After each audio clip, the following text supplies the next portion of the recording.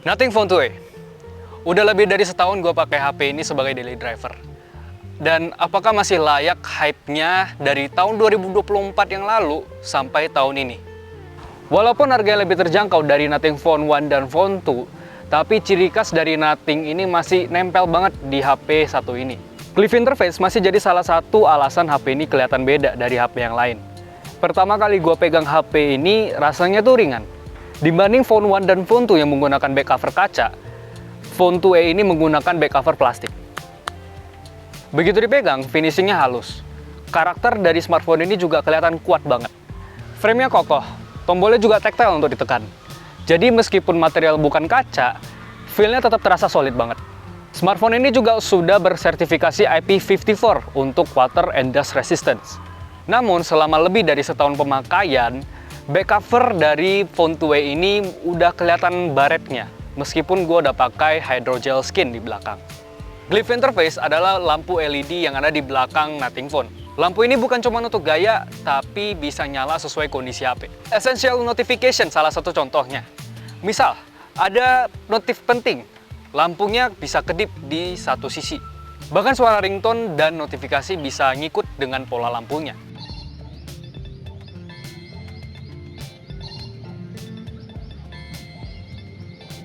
Jadi kita bisa tahu notifikasi yang masuk tanpa ngidupin layar terlebih dahulu. Aplikasi Glyph Composer memungkinkan kita untuk bisa bikin pola lampu dan ringtone sendiri. Intinya, Glyph Interface bikin HP ini beda dari yang lain. Perbedaan yang kelihatan dari Nothing Phone 2a dengan Phone 1 dan Phone 2 adalah titik-titik lampu yang ada di Glyph Interface-nya. Dengan titik-titik lampu yang lebih sedikit, sayangnya di Phone 2a ini kita nggak bisa lihat indikator baterai saat ngecas di Glyph interface-nya. Di packaging kita dapat kabel transparan yang justru di Phone 3a series itu kita udah nggak dapat lagi. Dan disusul juga dengan SIM ejector yang transparan dan unik seperti ini. Layarnya pakai panel AMOLED Full HD+, 120Hz dengan dukungan HDR10+, yang juga dilindungi dengan Gorilla Glass 5. Buat nge-scroll dan nonton itu udah enak banget. Apalagi symmetrical bezels yang di harga segini tuh justru masih jarang yang bisa ngelakuin hal yang sama. Tapi setelah pemakaian lebih dari 1 tahun dengan layar di smartphone ini, gue mulai ngerasa green tint yang ada di smartphone ini udah ketara banget. Apalagi di ruangan gelap dan kita pakai fingerprint untuk nge-unlock smartphone-nya. Black crush di smartphone ini juga ketara banget, apalagi saat nonton film di adegan yang gelap. Lalu warna kulit yang kurang natural saat diproduksi oleh layarnya. Masalah kayak gini juga lumayan sering ditemuin di Nothing community. Dan ini ternyata lebih ke faulty unit aja, jadi agak apes. Kecerahan layarnya juga udah oke di harga segini.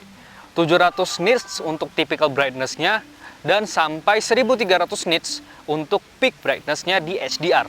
Serta dukungan 2160 Hz PWM dimming. Speakernya stereo dan cukup kenceng, tapi saat volume maksimal, bassnya bisa kerasa pecah.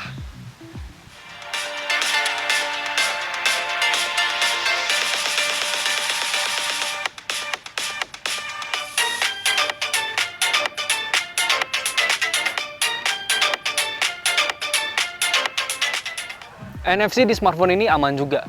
Gue cukup sering pakai smartphone ini untuk isi ulang e-money. Haptic feedback juga nyaman dipakai.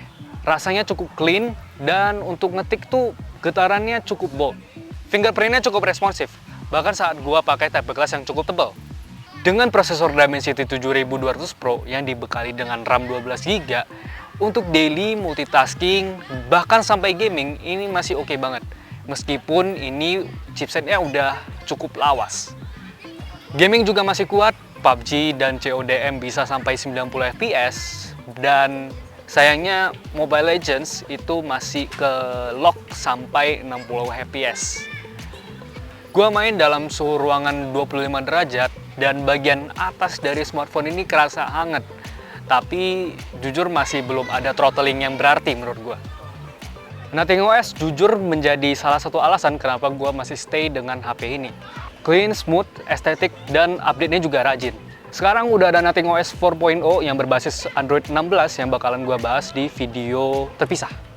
Software support kedepannya cuma ngisa 1 OS major update, dan 2 tahun security update. Dengan pemakaian gua, storage yang di atas 80%, ini tuh masih berasa lancar untuk nge-scroll dan buka aplikasi yang berat. Gua nilai optimisasi dari OS ini oke banget. Dengan Wi-Fi 6 dan Bluetooth 5.3, ini tuh bikin konektivitasnya tuh stabil banget. Provider lokal kayak XL dan juga Telkomsel ini juga lancar, meskipun status dari smartphone ini tuh smartphone impor. Seperti biasa, smartphone zaman sekarang nggak punya audio jack. Dan smartphone ini nggak punya expandable memory, jadi mentok di dual nano SIM. Oke. Screen on time gue dengan HP ini 6-7 jam. Ini udah aman banget untuk seharian. Chargingnya udah power delivery 45 watt, tapi sayangnya adaptor charger masih belum ada di smartphone ini. Gue pakai charger PD 25 watt dan dari 0 sampai 100% itu bisa ngecas di durasi 1,5 jam. Di nothingOS 4.0 kita juga dapat fitur untuk menjaga kesehatan baterai seperti baterai charging limit yang bisa atur limit baterainya itu dari 70% atau sampai 90%. Atau kalian juga bisa pakai smart charging mode di mana saat malam hari dia bisa ngecas lebih lambat dan dilanjutin dengan cepat di pagi hari. Untuk kameranya dilengkapi dengan kamera utama 50 megapiksel OIS dan juga autofocus. Untuk ultrawide-nya dilengkapi dengan 50 megapiksel tanpa OIS, tanpa autofocus. Sedangkan untuk kamera depannya dilengkapi dengan 32 megapiksel tanpa autofocus juga. Untuk foto dengan cahaya yang bagus, detailnya oke, dynamic range-nya juga aman. Tapi gue notice beberapa kekurangan di smartphone ini di mana dia bisa overexpose. Shutter lag-nya cukup lambat di sekitar 3 detik, dan warnanya yang suka nggak akurat. Untuk video kita bisa pakai resolusi sampai 4K 30 fps. Tapi sayangnya di resolusi seperti ini kita nggak bisa atur lensanya, kita nggak bisa switching lensa. Nah, di sini ini rekamannya terpisah karena kita nggak bisa switching lensa di 4K 30 fps. Nah, ini masih pakai kamera ultrawide-nya juga sih, jadi nggak ada autofocusnya. Yuk. Nah, ini adalah hasil perekaman dari Phone 2a di resolusi 1080p 30 fps.